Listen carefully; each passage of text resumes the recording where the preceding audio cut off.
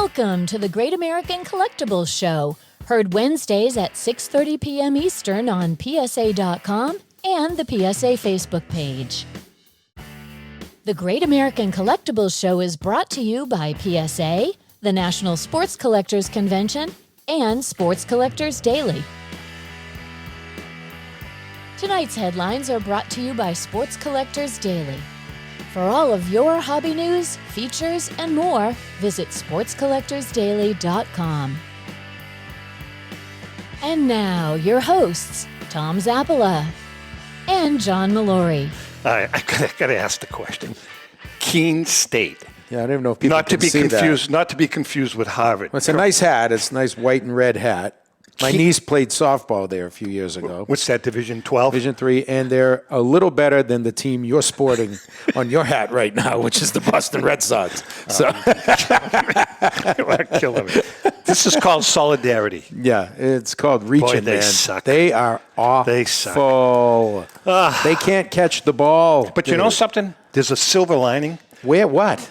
The Yankees are just as bad. Not just as bad. But Almost. they just took 2 out of 3 from the we'll Yankees, talk to so Dwyer that's about good. that, Yeah, too, because right. he's a Yankee freak. Right. All right, listen, we have a good show today. This is our last show on the PSA platform. We're moving to different platforms next week. Well, actually, we're already on some of them, and we're real excited about it. Yes. So we're going to bring in, actually, let's bring in Rich now, but I want to read the headline. We're going to bring in Rich Miller from Sports Collectors Daily. Rich is a good friend. He's been a great support of the show. Yep.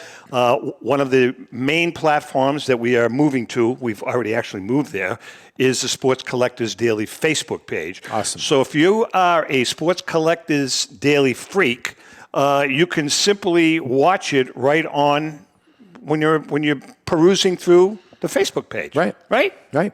All right. Our headline, and by the way, we have a good show. We've got Rich now. Don't just peruse. Go there and watch. We got a good friend, a really good friend, and he's been a tremendous supporter of the show since pretty much day one. Yeah. Brian Dwyer from REA Auctions. And then later on in the show, we have Brendan Wells from SCP Auction, because it's going to be the headline. As a matter of fact, this is a headline written by Rich Miller. Okay. Then it must be. Then it has to be well written. I have to edit his stuff. No, please do not do that. Wilt Chamberlain rookie season uniform set for auction. The auction's already obviously started. No rookie in sports history had a better debut season than the 7'1" center playing for his hometown NBA team 63 years ago. Much like George Mikan a decade earlier, Wilt Chamberlain became a game-changing gate attraction. Now the only known surviving uniform he wore while playing for the Philadelphia Warriors in 1959 and 60 is about to go on the auction block. Yeah. SCP Auctions is offering Chamberlain's number 13 jersey and matching points in a long single lot auction that runs through June 17th. One item, baby. One item. The uniform was worn by Chamberlain during the regular season and 5 home playoff games that season, according to photos that matched the jersey and shorts. For more information and for some great, great headlines and stories, obviously you want to go to sportscollectorsdaily.com. That's Sports Collectors Daily. Great, great, great organization. So much information. Incredible. Rich, your thoughts on Chamberlain's jersey, man. Did you ever see him play? Oh, you're a lot younger than us. I am old enough to say I did see Wilt play. Yeah, I was young, but I remember wearing the Lakers number 13. Yeah, in fact, grew up a Milwaukee Bucks fan, and they broke the big 33-game winning streak that the Lakers had back in the early 70s. That's right. Yeah, 72. Yeah. I saw him probably 2 or 3 times when he played for Philly. That was a great team with Hal Greer and Chet. What the hell was his name? Chet Jackson. Chet Walker. Chet Walker. Wasn't Billy Cunningham on that Billy team? C. Yeah. Yeah. Wonderful Wally. Remember what the hell was his name? First of all, that's about 20 years before mine. All right. Anyway. But that was a good team. And but they did have good players. He has some great battles with Bill Russell. Some great battles. Yeah. Hey, Rich. Obviously, let me just let our viewers know and radio listeners that, again, this is our last show on the PSA Just platform. You got to keep going after you say this is our last show. On the PSA you do platform. You do a pause. No, we're there. moving. No, we're. You Good always point. do a pause. We're moving. It's like the first email he sent out. We're done with PSA. That's like it was. Good point. But we're really excited about it. We're moving to a couple of different platforms. By the way, the PSA people, they will be coming on periodically. Sure. When PSA has something Absolutely. going. Yeah. But I spoke to Rich about this off air, and I spoke to another potential Facebook platform. What we want to do is we want neutral sites. And these are neutral platforms, Sports Collectors Daily, our own, Yep. and then this future platform is also a perfect neutral site. Right. Not to mention wherever anybody shares and all that stuff. Yeah, sure. So now we can talk about anything. We can talk about any subject, talk about the hobby. We can bring in other third-party graders. Yeah. So it's going to be fun. Rich, I wanted to ask you, though, there was a great article that was written by him. What was the gentleman's name again? Joel Belford. He does a newsletter called Mint Condition, and he kind of analyzes business and industry news in the hobby. Well, he wrote a great article that I read a couple of days ago on the PWCC acquisition by Fanatics. And I just wanted to get your take on it. What are your thoughts about maybe some of the behind-the-scenes stuff, or that you may or may not know that you can share with us, or just you have your finger on the pulse, the whole state of the hobby. What is happening? Well, I think first of all, for the acquisition of PWCC by Fanatics, it made a lot of sense, and it kind of fits the Fanatics mold. Ever since they got into this end of things and expanded their business beyond just buying and selling team T-shirts and jerseys, and created this whole Fanatics Collectables arm. That's been their method of operation. They buy existing businesses, or they look to expand in areas where they think there's an opportunity for them, and that was one of them. They didn't have an outlet for buying and selling, and they said very early on they were looking to build the term they always use is ecosystem, the hobby ecosystem. Well, you've got a trading card company. You're going to be getting into box breaks. PWCC can offer them vaulting, and obviously a huge platform for buying and selling. The infrastructure is all there. They have some of the best imaging of anybody around, and they have this vault program that they've got. So it makes perfect sense for them to do that rather than build something from the ground up, which is a major challenge to try and go up against other auction houses or other sales platforms. All of that is in place now. They've got a huge mailing list, I know. So that makes total sense for them to do that. And I'm sure they're not done. We've already seen this week a lot of ads pop up for their new breaking platform that they're going to start, or Fanatics Live is what they're calling it. I don't think it's going to be 100% breaks, but that's what they're going to start out as, is doing these box breaks and case breaks. And that business will get off the ground later this year. But yeah, I think they probably caught PWCC at a good time.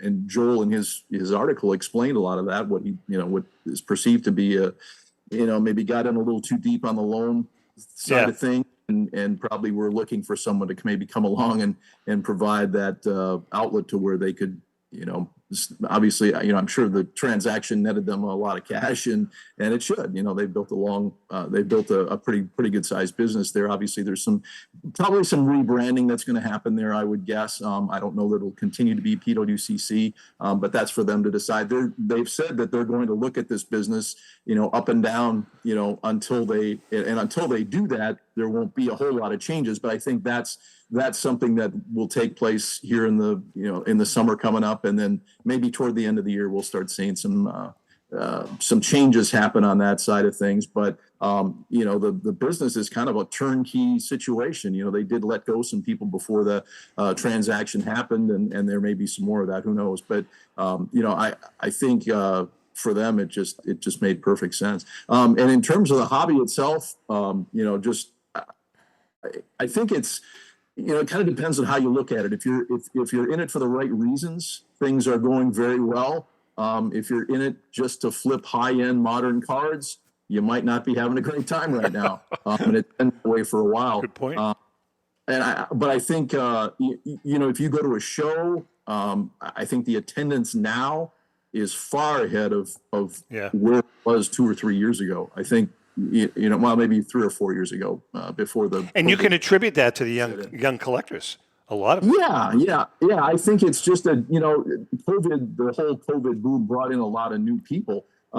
Some of them have left, but the ones who, like I said, got in it for the right reasons have stuck around, and it's still a big deal. You're not seeing the big transactions on the high-end modern cards. A lot of them have come down in price and pretty significantly. But you're also seeing a lot of transactions taking place on the low, medium end cards, modern cards, and the vintage market seems to be doing really well. Brian Dwyer can probably give you a little more insight on that than I can, because I know they've run several auctions this year and done a bang up business. So I think it's I think you see, like I said, it just kind of depends on what side of it you're coming from. But for the most part, I think if you compare it now to where it was 5 years ago, the market itself is still very vibrant. And now you're seeing Fanatics obviously believing in this hobby enough to make all these things happen with the businesses that they've bought and all the money that they're putting into this. We've got about a minute left. Yeah, I mean, there's always some trepidation when big companies come into areas they haven't been before, Rich. I remember when Fox got the NFL, people thought Bart Simpson was going to be doing play-by-play and the cast of Married with Children were going to be sideline reporters, but it turned out great. Do you view this as a good thing? Because I think, like you said, I don't think they're done, and it wouldn't be surprised if other larger companies jumped into this game. Yeah, I think it's kind of a wait-and-see thing right now in terms of the impact. But, I think they're going to do things just because of the resources that they have that we've not seen before. We saw the Major League Baseball patches on the jerseys for Major League debut patches that the players are wearing now. That got a lot of attention, not just in the hobby, but in the sports media as well. Every broadcaster that was broadcasting a game that first week of the season was talking about the patches and how they're going to wind up in trading cards. That's the kind of thing that they can do because of good point. They are in terms of a business in the sports industry. So, I think from that standpoint, it's probably going to be good. One of the things that concerned me a little bit when they started out was that Michael Rubin said that their goal was to expand the business in huge numbers. Obviously, if you're a collector, the first thing that pops in your mind is, are they going to overproduce product? Because that's the worst thing you can do. And we're already seeing a little bit of that. Right. But, I think it's a fine line to walk between producing too much product and making sure it's available for everybody. And that's probably their biggest task from a strictly, nuts and bolts card situation, is to make sure everybody's happy. And that's a tough thing to do, is to make sure that you're making cards desirable enough that people want them, but you're making them available to where people feel like they've got a fighting chance to own whatever it is that they're pushing out there. His name is Rich Miller, Sports Collectors Daily. Always brings something. He knows to the a lot of stuff, this guy. He does know a lot of stuff. Okay, and he's a former TV guy, and you can still see remnants of that TV absolutely. hair. You can still see remnants of the TV hair, Rich. I still have some of these. That's Don't good. forget, you can watch the show on Sports Collectors Daily's Facebook page. Yeah. Share it with your friends. We're asking you guys to share the show, follow us, like us. Absolutely. And we'll go from there. Rich, we'll talk to you down the road. Hey, sounds good, guys. Thanks a lot. Take care. Thanks, Rich. Rich Miller from Sports Collectors Daily. You got it. Knows his stuff, man. Does, man. Really knows a knows his lot of stuff. All right. So does this next guy. Yeah, this next guy, though, we got to convince him. I got to convince him to come over to the dark side. All right, let's bring him in right now. Brian, right out of the gate, why don't you consider coming over to the dark side? Would you consider that? 100%. I mean, I can only assume you're talking about rooting for the Red Sox. That's correct. So, little known fact: I grew up in a household that rooted for the Mets and the Red Sox. Really? And then my grandmother was a diehard Yankee fan who exerted her influence. So was this a Connecticut thing? My dad grew up in the Bronx. Oh, rooting really? for the Wow. Mets No and kidding, the because Red there's a lot of Connecticut people that are perplexed like that. There's like a Mason-Dixon They line don't there. know which team to root Yeah, for. there really is. So. Yeah. No, Wow. my dad was in the prime of Yankee territory and went the total opposite way. Totally conflicted in '86. So So I got no problem with the Red Sox. Oh, that's good to know. All right, listen, Brian, we got a lot to talk about. And by the way, we're going to keep Brian right to the end of the show. because we're going to bring Brendan in later on, but we're going to keep Brian right to the end. Let's talk about the current auction first of all. You've got an auction going on right now. You got some again, Brian. I don't know where the hell you get this stuff. Yeah, but you got. Let's talk about some of the items. You got a 33 Ruth, but you got a T206 Bill O'Hara that I kind of zeroed in on. Can you talk about that card? Yeah, so I mean, you're a T206 guy. You can appreciate the rarity of that card, and you can appreciate how tough it is to find in high grade. So this one's 4.5 with a polar bear back. Obviously, Demon O'Hara, 2 of the tougher cards within that set. Last I looked, it was approaching almost $11,000. The auction ends on Sunday. We have actually almost 800 T206s in this auction. I noticed that, John. So if you've ever wanted to consider starting a set, or if you've got a couple that you need to pick off, there's a pretty good chance that we've got them in this auction. So yeah, I'm really excited for that O'Hara. Tough card in any condition, but this one's a particular condition rarity. Well, the thing about that card, and if you're a T206 collector out there or you're just starting, my advice to you is this card does not come up in the auction block very often. It may be worth your while to crack open the piggy bank if you're a real serious T206 collector, because as Brian said, this and the Demet, those 2 cards are so rare and so tough to get. Consider making a bid on it, and that's just honestly. I mean, if you're a T206 guy and you're serious, that's a great card to buy. I mean, there's just so much to choose from in this auction. Let's keep going. You have a 51 Bowman Mantle and a Crackerjack Walter Johnson from 1915. Can you talk about those, Bri? Yeah, 2 great cards. So the Mantle's a PSA 3, the Johnson's a PSA 2. When you hear the grades, you might not expect much from them, but they're both really attractive. So great eye appeal on the low end of the scale. Can't get more classic than either one of those. So yeah, really, really excited. And we've got a ton of Hall of Famers from all sports, so Mantle and Johnson, we've got a bunch of Ruths, we've got a E95 Wagner, and then right on down the line. So I didn't see you have an E95 Wagner. I did not see that. Yeah, nice PSA 2. So get in there and bid before Sunday. Thank you. You've got some 33 Gaudy Roots in this auction. And you guys both, what's with the 33 Gaudy? Like, I don't know if people are finding these. I had actually a friend that found some in an attic a few months ago, and they just seem to be popping up in a lot of auctions. And obviously it's one of the all-time most desired cards. I'll let you handle this one, Brian. Yeah. Yeah, so you're not wrong. I mean, we've had a number of fresh to the hobby original owner Gaudy collections that have popped up over the last year or so. They were produced with pretty good quantity. There's a good supply out there. And they were tucked away in the 30s. You had people worrying about Depression era. You had people worrying about World Wars. The baseball cards weren't really on their mind, so they just tucked them away, and now they're being found. So, the interesting thing is that most of these Gaudy collections that we do get, they do have at least 1 or 2 Ruths in them. So it's not a rare card, but it's tough to find in mid to high grade. It's tough to find with nice eye appeal. The 53 yellow is a tougher one to find. So, great cards. It's interesting that you're mentioning that, because when you really look at the whole landscape, right? You got the 33 Gaudis. Yep. You've got the 52 Mantles. I mean, those are 2 very desirable cards, and yet there's thousands of them out there. Yeah. But it is a really desirable card. Yeah. I mean, that's the thing. Usually, the more scarce the card, the more, but there are a lot out there. What do you attribute that to, Brian?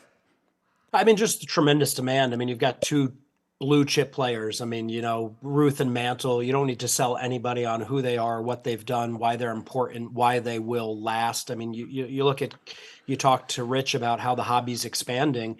Even young kids have heard of Babe Ruth. Even young kids have heard of Mickey Mantle. So they've got this staying power that just transcends these generations of collectors. And I think that even though there is a supply, I mean, neither's a really rare card. The demand is incredible. I want to segue into a little sidebar, Brian. You can appreciate this. So we're always promoting, as you know, vintage cards, and we're really, really excited when a young kid gets into vintage cards and really wants to learn about it. So I've been kind of a little bit behind the scenes mentoring a young man who has a podcast. and he texted me or messaged me yesterday. The kid is off the wall that he was able to secure Brian Dwyer to come on his show. Do you know who I'm talking about, right? I do. Yeah, I love his passion. He's a good kid. This kid is, how old is he? He's in high school, right? Probably. I think he's 18. I think he told me he was 18. This kid is so passionate. So you're only mentoring him, though, in cards. Well, you know what I said? Not like in That's life. correct, not Okay, in life. right. But I said to him, I said, look, I get requests like this all the time, and I do. I said, I love your passion, whatever help you need. And so I've been giving him some pointers. You're paying it forward. He's a good kid. So, Brian, let's help him out together. Yeah, look, I got my start. It's not in a the hobby telethon. as a kid. You've heard my story many times. I can appreciate what he's looking to do and how he's looking to learn.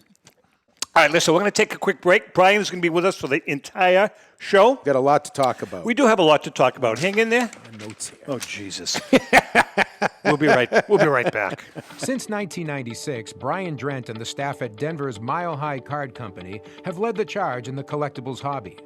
Mile High is a full-service dealer specializing in buying and selling cards and offers a competitive consignment program for all collectors.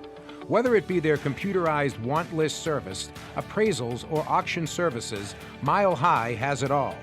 If you've been searching for a company with a selection of high-grade vintage 1888 to 1970 baseball cards and memorabilia that shares your passion, aim high, Mile High.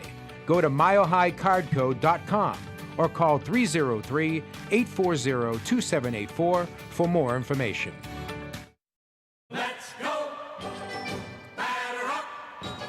Hi, everyone. This is Rico Petrocelli. JustCollect.com, a leader in the vintage sports card industry, is giving free appraisals on your vintage cards. They'll evaluate your collection for free and let you know the value of it at no cost and no obligation. If you're ready to sell, JustCollect.com will offer you industry-leading prices to buy your card collection.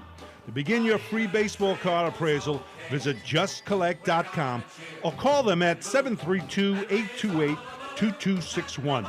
That's JustCollect.com for your free vintage card appraisals and top buy prices for your cards. Check out JustCollect.com today. This is Brian Drent, president of Mile High Card Company. Is your sports card and memorabilia collection properly insured? For easily replaced personal property, homeowners insurance is all most people need. But for prized possessions that you may have spent a lifetime collecting, it doesn't go nearly far enough. Collectables Insurance Services has been insuring for over 50 years. They offer a full range of protection and a $0 deductible at an affordable rate with no appraisals required. I know because they insure my collection. If you have a minute, go to collectinsure.com and learn more about insuring your personal card or memorabilia collection. Hi, this is Dan from Memory Lane Auctions, here to remind you that the renowned Memory Lane Collectibles Company has served as a beacon of light to the collecting community for the past several decades. Indeed, folks, it has been our utmost privilege and pleasure to provide the most enthusiastic collectors with an abundance of the finest sports cards and memorabilia for America's most coveted sports personalities via our world-class auctions. Whether you choose either a private sale transaction or the auction route, Memory Lane cordially invites you to reach out to us to maximize the value of your prized possessions. Also, it is not just sales that we pride ourselves on being the best of the rest, because if you are seeking a particular keepsake for your esteemed gathering, we will be relentless in our quest to find that special piece to fulfill your collecting dreams. So no time to wait. Reach out to us today for the purposes of capitalizing on our unparalleled marketing capabilities. Simply pick up the phone and dial 877-606-5263. That's 877-606-LANE, or find us on the World Wide Web at www.memorylaneinc.com. Now is the time for your valued consignment to ultimately become another one of Memory Lane's record-setting prices. with record-breaking sales from everything from the white border T206 Honus Wagner for $3.12 million to some great items that support the Jackie Robinson Foundation. Golden Auctions has set the highest standards for the finest in sports cards, autographs, and game-used memorabilia. We're always accepting consignments of high-end premium sports treasures or entire collections. Please register for our next auction and bid now at goldenauctions.com. That's golden with an I. We at Golden Auctions are committed to providing unsurpassed customer service for the discriminating collector. That's exactly why we're the leader in the industry. Visit goldenauctions.com or call 856-767-8550. Remember, Golden Auctions. We don't just break records, we shatter them.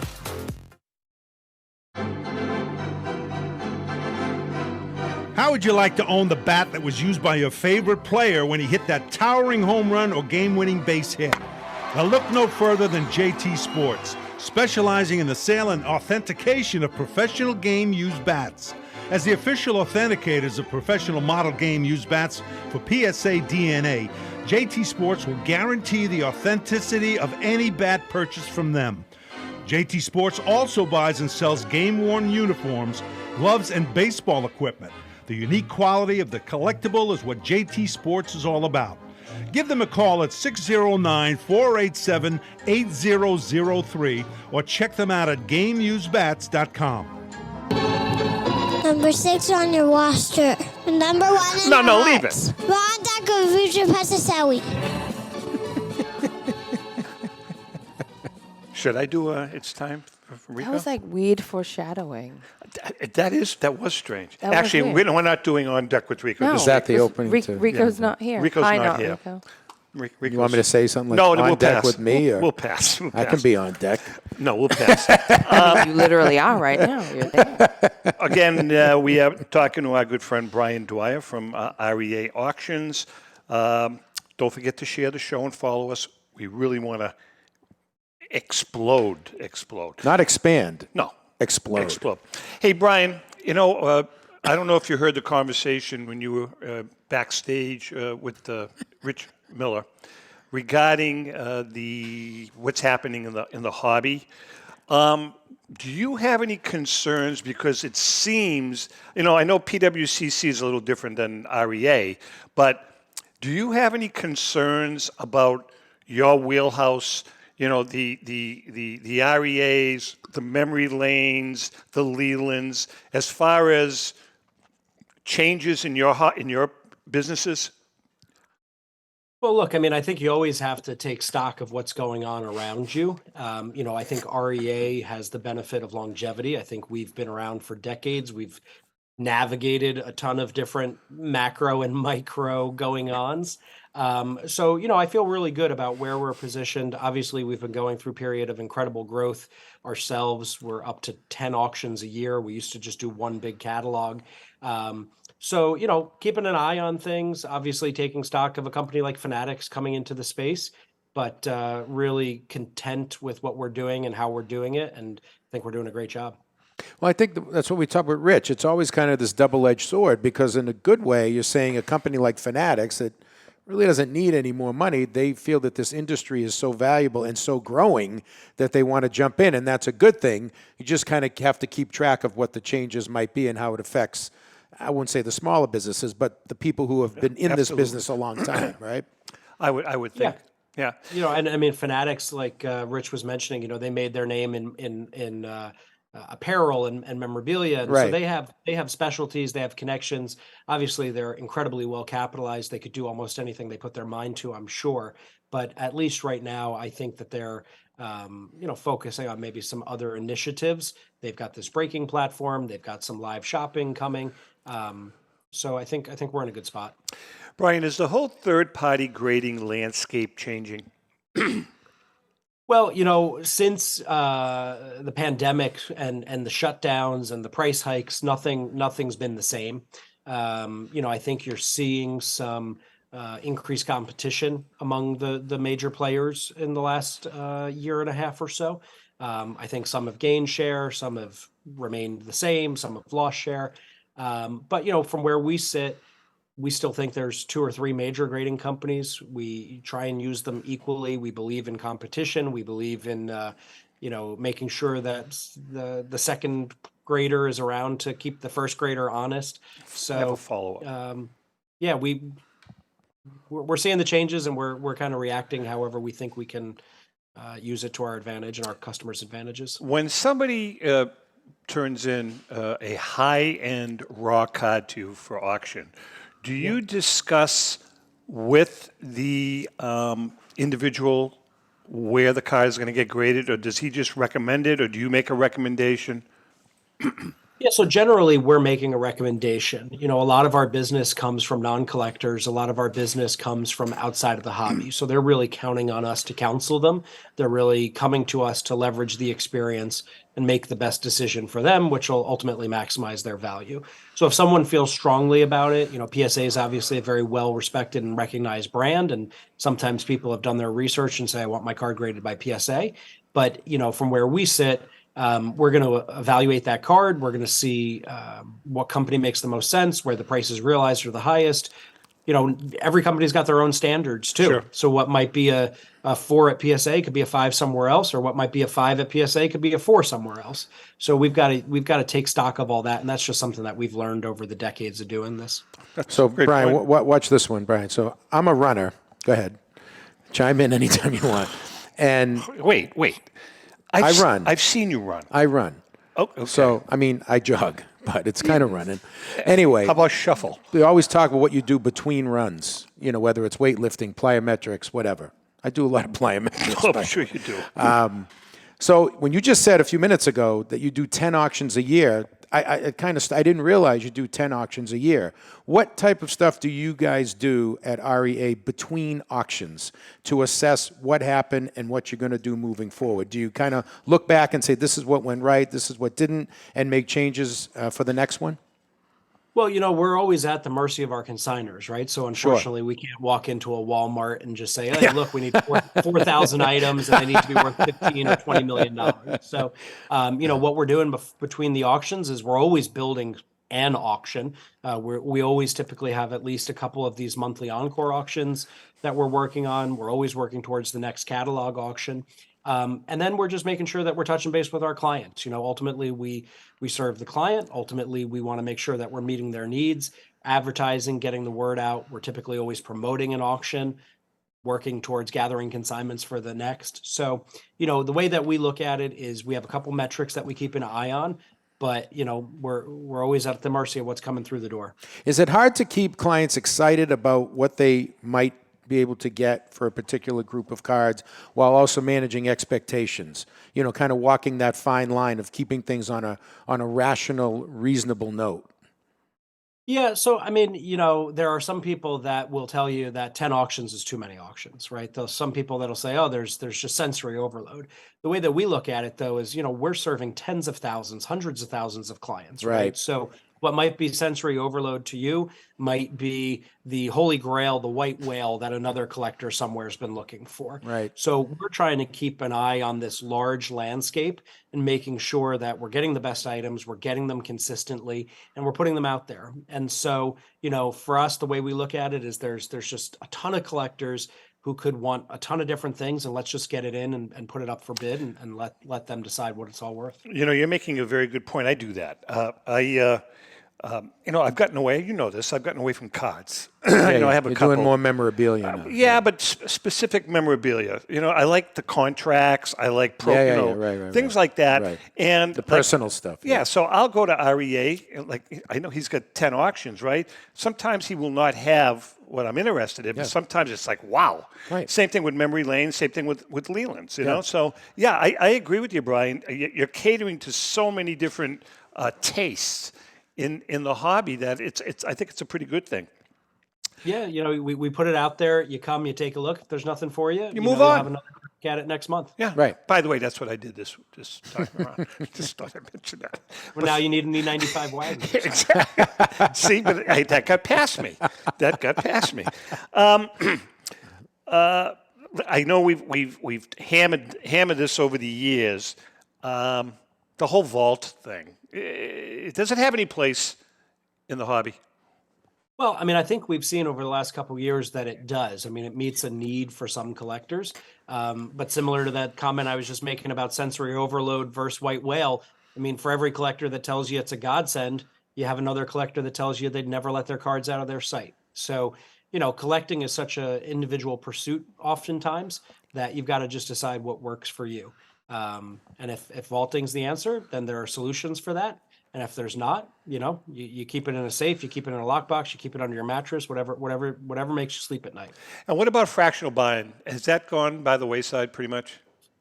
Well, I mean, we've definitely seen changes to that industry, right? So I think fractionalization is something that's been really heavily adopted outside of sports collectibles. So I do think that there's a market for it. I think that it's yet to really gain significant traction in our industry. Obviously, we've seen a couple companies close up. I do think, though, that when we're talking 10 years down the road, 15 years down the road, as prices hopefully continue to escalate, maybe fractionalization will come back around. So I do think it has a place. Maybe it was a little before its time in this industry. So I'll be keeping an eye on how that all develops. Interesting. Brian, we talked about some of the great items you have in this auction. I just want to get your opinion. Can you give us maybe a couple of gems, maybe that aren't the T206s or the Cobb, whatever, that you looked at and say, man, it's a little bit of a wow item for me, or a couple of things that are unique that maybe you haven't seen before or people haven't seen before? You don't have that E95 with you, do you? I don't have it with me right now. Okay. No, it's in the auction. I don't have anything with me right now. But one of the collections that we got that I'm actually really excited about that's up in this current auction ending Sunday is over 100 boxing type cards from the 19th century through Tyson and Holyfield in the 1990s. You've got some really rare boxing cards. You've got some really rare signed boxing cards from the 20s and 30s and 40s. Some of these cards I've never seen before, didn't know they existed until they came through our door. Yep. That's something that I think people, that's the type of collection that keeps people coming back every month because you never know what you're going to find. And so I think that the feedback that we've gotten so far is that, hey, this is really interesting. You don't see this in every auction. Very, very cool. We have a story that's rolling out. We have a consigner stories platform on our website that'll tell the story of this collection. That'll roll out here in a couple days if people want to check that out. And then, the other thing too is that REA frequently gets typecast, if you will, as a baseball card auction house. Yeah. And so I think people would be surprised by how many non-baseball, really good, exciting cards that we have. So we've got a PSA 10 Ovechkin hockey rookie. Nice. We've got a football Hall of Fame rookie card collection in 8s, 9s, and 10s that we're breaking up. We've got, all the major Hall of Famers from the 84 football set we're breaking up, and they're in 9s. And then we continue to work on this 1941 play ball strip collection that we've been breaking down over the last couple auctions. So literally every page of the auction has something that you don't see all the time. What has the Ovechkin collectibles world been like, since his record-breaking feat? Well, so, he's got, obviously people are lumping him in with a player like Gretzky. The difference between Ovechkin's career and Gretzky's career is that Ovechkin's part of this mass production era, right? So unfortunately you have, it goes back to the Mantle and Ruth discussion. You have this very high supply, but you also do have a very high demand. So right now we see a great appetite for his stuff. His base rookie cards are still attainable and affordable. But I don't know if they're going to break any records like Gretzky's stuff does, because there's just fewer of the Gretzky rookies out there. Right. Brian, do you reach out to your customers? In other words, John Molori, we know that he has a $5 million collection. And you haven't heard from him in a while. Do you ever pick up a phone and say, hey, John, is there anything that you would be interested in consigning to us? Do you do that often? 100%. I think people would be surprised on how much shaking of the trees we do, frankly. I mean, if we just sat here and waited for stuff to come in the door, it wouldn't always work out that well. So, yeah, I mean, for us, it's making sure, it goes back to something I said earlier, making sure that we're meeting the client's needs, and if you're a buyer, we want to put great items in front of you. And if you're a seller, we want to offer you a solution where you can have a pretty great experience and turn in great results and go through that part of your collecting life. So yeah, we're definitely proactive And we reach out to people that are still buying too. I think people would be surprised that when we have an auction, we're working the phones and we're working our connections and saying, hey, you know, there's a card. Want to make sure you saw it. Want to make sure that you're aware this is up for auction. We're always trying to generate business. We are chatting with Brian Dwyer from REA Auctions. JM, why don't you tell our friends and listeners about our other friend, Joe Drellick, and the Chantilly Show. I will do that, Zap. CSA Shows is actually very proud to present the Chantilly Show, being held on March 31st to April 2nd, held at the Dulles Expo Center in Chantilly, Virginia, just minutes from the Dulles International Airport, celebrating over 27 years at the same location. There will be over 300 dealer tables exhibiting on over 100,000 square feet of space. With both vintage sports cards and memorabilia, as well as modern-day sports treasures, you will not have to look very far for that special card, bat, ball, or autograph. Major auction houses and third-party grading companies will be on site to assist you with your collecting and authentication needs. Some of your favorite superstars will be on hand, including football greats. It's a great list, by the way. Trevor Lawrence, Jamar Chase, CeeDee Lamb, Micah Parsons, Randy Moss, Emmitt Smith, and many, many more. Those are some of the top young stars. Trevor Lawrence is overrated. I know you don't follow sports after 1971, but those are some big names right there, Zap. Trevor Lawrence, wasn't he married to Edie Gourmet? Oh, Steve Lawrence. Oh, very good, though. Very good. For more information, go to www.csashows.com. That's the Chantilly Show, where you can find all of your sports collectible treasures. All right, Brian, I'm going to ask a pointed question. Do you see Fanatics at some point in time consuming some of the third-party grading companies? I'm not going to mention names. Well, you know, if you look at the plays that they've been making, I think it's obvious that they want a spot in this industry, right? So they've gone after production, they've gone after live shopping, they've gone after marketplace. Grading is a notable exclusion from their portfolio right now. I don't know if that's purposeful. I don't know if that's yet to be finalized. I don't know if that's something that's on their target list. But it would make sense. I mean, if they want to be the complete solution for collectors, I could see that happening. Interesting. Yeah, I mean, about 2 minutes. On yeah, this. there was a couple of items just wanted to mention because I found them interesting in going through the current auction. We have some uncut strips in this auction, Brian, and also the postcard collection from 1979 to 1992. Can you talk about those two things in the time we have left? Yeah, so the uncut strips, phenomenal collection that we've gotten. We've now been selling it for about a year. 8 card strips of the 1941 play ball. So you've got Williams on some of these strips. You've got DiMaggio on some of these strips. Yeah. You've got Ott and Greenberg. And I mean, just incredible Hall of Fame selection. So this is a find that I had never seen an uncut strip from this set before. But they've been very well received. They've been turning in great numbers. And, you know, I'm excited to anytime we get to sell something that we've never sold before. Yeah, it's cool. Is a cool time. Right. The postcards, I don't know exactly which ones you're talking about, but I know that we've got a bunch of great exhibit cards. I know that we've got a bunch of great Hall of Fame and Perez Steele postcards, signed, some are unsigned. We're actually working with Dick Perez, so famed Hall of Fame artist, who has been a great supporter of baseball and the game. We're working with him. He's the subject of an upcoming documentary that we're helping to support. Yep. We're going to be working with him to put a number of his paintings in our upcoming summer auction. He'll be appearing at our booth at the National Convention, and we're going to be working with him to raise some money for the Roberto Clemente Foundation. He is such a talented guy. Yeah. He's very talented. Hugely He's turned talented. an incredible number of paintings. And I've seen the trailer for the Diamond King documentary. And if you haven't, I highly recommend it. I think it's going to be a great piece for baseball card fans. All right, listen, we're going to take a quick break. You're going to stick around with us to the end. We're going to take a break, and we're going to bring in Brendan from SCP Auctions. Yep. Hang in there, and we shall return. Pristine Auction is a family-owned and operated online auction specializing in autographed memorabilia, sports cards, coins, art, and collectibles. Since their founding in 2010, they've grown to 2 facilities in Phoenix, Arizona, totaling over 60,000 square feet.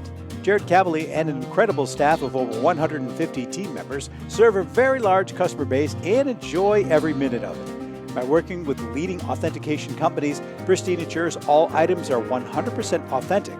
In addition, third-party authenticators regularly travel to Pristine Auction to provide authentication services on site. Pristine Auction strives to operate its business in a way that's honoring to God, their families, and their customers. With a strong focus on speed, quality, and premier customer service, their mission is to be the leading online auction for every level of collector and fan. Pristine also works for Hope Sports and Identity Hoops International, traveling to Mexico to build houses for the less fortunate. Pristine Auction offers several online auction formats with thousands of auctions ending each day.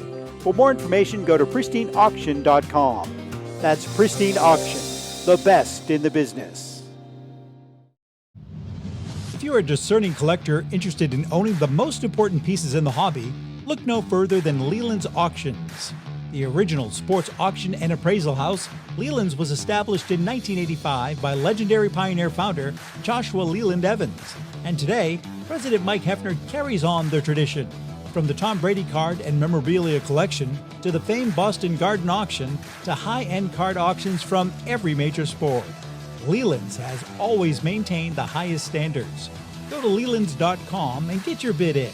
That's Leland's, the hobby's leading sports auction house for 4 decades. It's often been said that championships are won on the practice field, and world records come only to those willing to work harder than everybody else. Heritage Auctions is the world's largest collectibles auctioneer because we believe that becoming the best is only an invitation to the challenge of remaining the best. This requires the skills of the hobby's top experts, capable of identifying and maximizing value for our consigners. It requires the most visited website in the industry, courting a global audience of collectors over 1.5 million strong. It requires a dedicated press department that expands our global reach far beyond the entrenched hobby marketplace. It's hard work, but a simple premise. Present the finest collectibles to the largest population of potential buyers, and world records will come. We invite all listeners to put the unmatched power of Heritage Auctions to work for you. Auction evaluations are always free, and our commission-based fee structure ensures that our interests are always aligned. The highest possible price for your collectibles. There will always be new world records to chase, so let's chase them together. Visit our website at ha.com and request your no-obligation review today. Hi, this is Dan from Memory Lane Auctions, here to remind you that the renowned Memory Lane Collectibles Company has served as a beacon of light to the collecting community for the past several decades. Indeed, folks, it has been our utmost privilege and pleasure to provide the most enthusiastic collectors with an abundance of the finest sports cards and memorabilia for America's most coveted sports personalities via our world-class auctions. Whether you choose either a private sale transaction or the auction route, Memory Lane cordially invites you to reach out to us to maximize the value of your prized possessions. Also, it is not just sales that we pride ourselves on being the best of the rest, because if you are seeking a particular keepsake for your esteemed gathering, we will be relentless in our quest to find that special piece to fulfill your collecting dreams. So no time to wait. Reach out to us today for the purposes of capitalizing on our unparalleled marketing capabilities. Simply pick up the phone and dial 877-606-5263. That's 877-606-LANE, or find us on the World Wide Web at www.memorylaneinc.com. Now is the time for your valued consignment to ultimately become another one of Memory Lane's record-setting prices. Hey, I'm Mike Petroselli. If your company is looking for the best in marketing and promotional items, you'll hit a home run with Petroselli Marketing. With over 8,000 suppliers and 650,000 imprint-ready items, we can get your company the visibility it needs to get your maximum exposure. Whether it be office promotions, wearables, automotive, sports items, and everything in between, Petroselli Marketing can do it all. Our design staff will even work with you from concept to delivery and customize your products. At Petroselli Marketing Group, we will get your brand in front of your audience. contact us at info@petrosellymkt.com or call us at 603-880-3202. That's Petroselli Marketing, where no dream is impossible. You know, I said to Rico says, I want to have a tagline. Oh, yeah. At the end. I saw the email. You told him to send you something. Of course he didn't send us. So, you know what I said to him? Every time you forget, me, JM, and Chrissy get a free pen. A free Petroselli marketing pen. Every time he forgets. Nice. So he owes us 3 pens. You know, I called Mike Petroselli was on that spot. Yeah, Mike's a when great I was kid. back doing my old TV days, I called a couple of his basketball games when he was at Lexington Christian He was High a hell of a School. basketball Great player. basketball player. Yeah, Michael was good. Yeah. All right, let's bring in our guest from SCP Auctions. This is one unique auction. Brendan Wells. Stress the word one. One? That's right. One unique auction. Brendan, how you doing? I'm great, guys. How y'all doing? Good, Can you hear me okay? Yeah, we hear you fine. You know Brian? You guys know each other? Yeah, we know each other. I mean, just through the national, and we rub elbows, right? All the competitors at the national. So You know, I think we talk about that all the time. That's one of the beauty things of this hobby. You guys are all competitors, but everybody's friendly competitors. Yeah. That's a great thing. All right, let's talk about the jersey. First of all, the Wilt Chamberlain jersey. But that was our headline. What is it at this little snapshot in time? currently, hammer price is at a little under 1.11, I believe, 1.14. So all in's like 1.35, 1.37, something like that right now. Million. Yes. Yeah. What do you think? I don't know. I just want to make it clear to people. I mean, that is just. So, I mean, can you give us a little background on the jersey? If you don't, you don't have to if you don't want to. But I mean, it's out there. We did a press release. It's on the description. Kind of goes through it. But this came originally sourced right from Wilt to a private collector many years ago. It has changed. I think people in the hobby stalwarts, know about this uniform. It's been around. I mean, it's not like it's changed hands that frequently, but it's obviously an important piece. So it was, recently on the collectible platform, and now it's been consigned to us, and we have it up there. It's no reserve on it. So whatever it goes for, it goes for. There's nothing. We're not working up against any reserve number here. It's going to sell. The question is, how far will it go? I mean, that is one piece of historic memorabilia. Yeah. And by the way, Brian, if you're interested, I have a High Henry Finkel game used jersey. Let me know if you'd be interested in it. I can shoot it over to you. We'll run a special auction at the National. Yeah, that'd be perfect. We'll give you negative 15% on that one. What would be the hammer price on that one? You ever met him? Plug. Yeah, I got a great picture with Hank Finkel at an event. Interesting guy. Very interesting guy. Yeah, really. But let's. We won't. I want. Can I ask? Yeah, go ahead. I want to get your opinion on this, Brendan, because we've talked this a lot on the show the last few months. Really, how the items that belonged to the athlete, or the items that the athlete had in front of him or her, signed, held, touched, that those to me are becoming more and more popular, as opposed to, not to poo-poo cards and all that, but I think people want that sort of that intimate item that the person had. Can you just talk about that a little bit as it relates to what you have in your auction? Yeah, there's only one of these. Yeah. He wore this home uniform in his rookie season for, what's been estimated to be around 50 or more games. He didn't have many sets back then. He wore it in the playoffs as well. Yeah. In fact, it was the last jersey he was wearing, last uniform, when they were knocked out of the playoffs in Game 6 by the Celtics. So, but yeah, I mean, it's photo matched to, I think, like right now, it's conclusively photo matched to 7 games, but it probably could be more if there, you got a little more research on it. But we have Maigret behind it. We have Sports Investors. Mears did a letter for it years ago.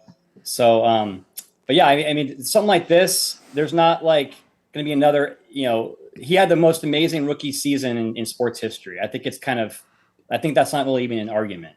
No, I buy that. I agree with that. Oh, yeah, no doubt. Guy was unbelievable. Across any sport. Gretzky, I don't know. I'm not looking at his numbers right now. Better than Jordan. Better than Mike Trout, or I guess that was his debut. But better than Mike Trout or Aaron Judge's Rookie of the Year seasons, in my opinion. Yeah. So he just dominated the sport. He had those numbers have never been replicated had never been replicated before by any player, let alone a rookie. Was that the year he averaged 50? No. He averaged 37 and 26 Right. as a Right.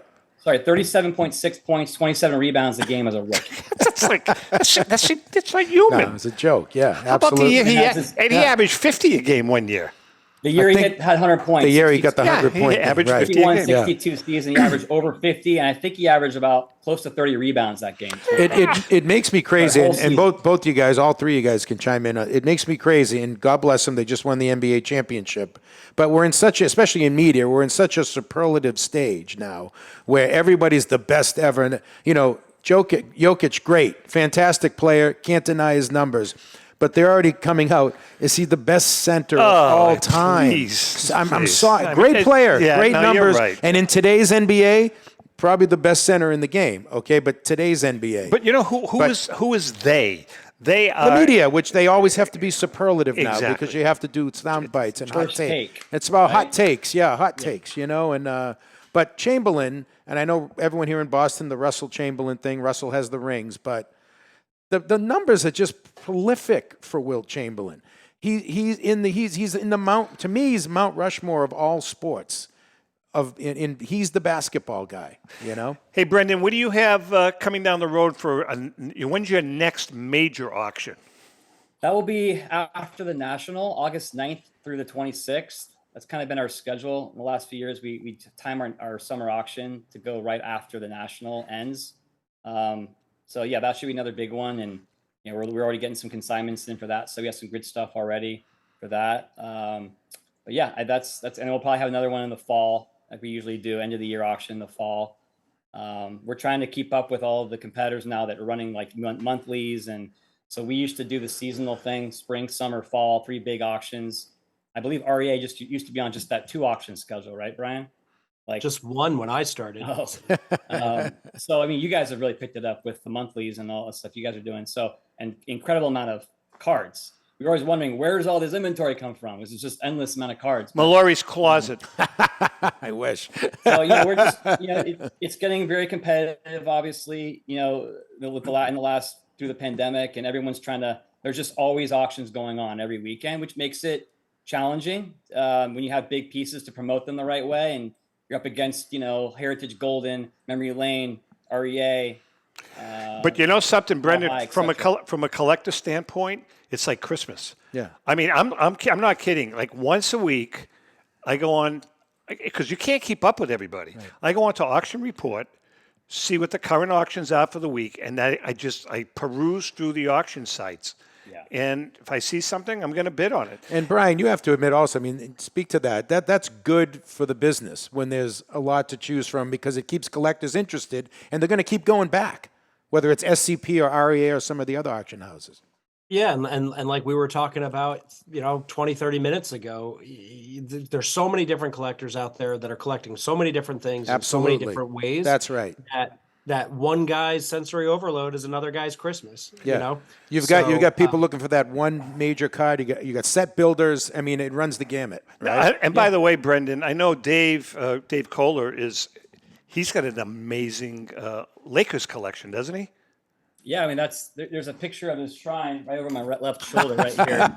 See that right there on the left. Yeah. This here is the shrine room, which now probably has double the amount of items in there than in the photo. So we do get a lot of good Lakers stuff. I mean, he has a great eye for basketball, and it's all kind of filters its way down to our staff. So we tend to feel like we do pretty well with game use basketball and especially Lakers. We did that Kobe jersey for about 2.75, I think, last year. Crazy. Man. And that was one of his rookie uniforms.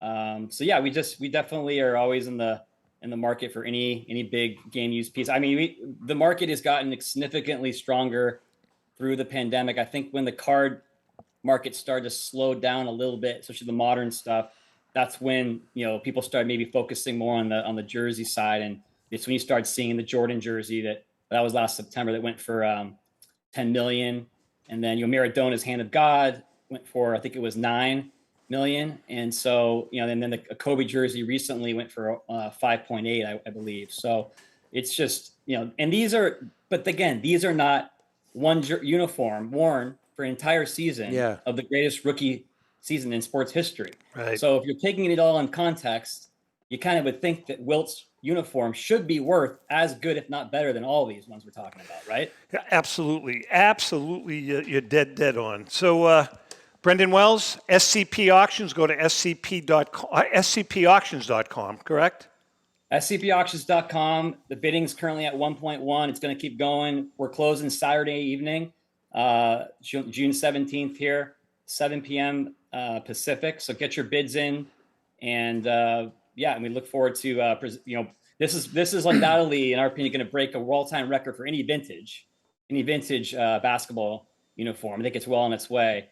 So I think it really deserves to be amongst, the Jordan, the Kobe records as well. Congratulations. And Brian, your auction, reauctions.com. When does your auction end? So bidding on this monthly auction ends Sunday, June 18th at robertedwardauctions.com. And then we're going to be opening up our summer catalog auction right before the National. Oh, there's some cool stuff in that catalog. Awesome. Some really cool stuff. Some really cool stuff. All right, listen, don't forget, this is next week. We are going Commando. Okay. You didn't mention that. on the new platform. By the way, I'm going right now. On the new platform, Sports Collectors Daily. But we want to admit, we're still going to be on all the YouTube, we're going to be all and Spotify, and Alexa. YouTube, everything. That's not changing, right? iHeartRadio. Yeah. We already have had a tremendous influx over to our own Facebook page and to Sports Collectors Daily. As time goes on, again, after the National, we are going to be, looks like on a really nice, cool, neutral platform. With that being said, on behalf of Rico, myself, JM, Chrissy, to the guys at PSA, guys have been a big support for 7 years. So Nat and Rebecca, Terry Melia, who's not there anymore, Todd Tobias, and especially Joe Orlando. Thank you, guys. And with that being said, happy collecting.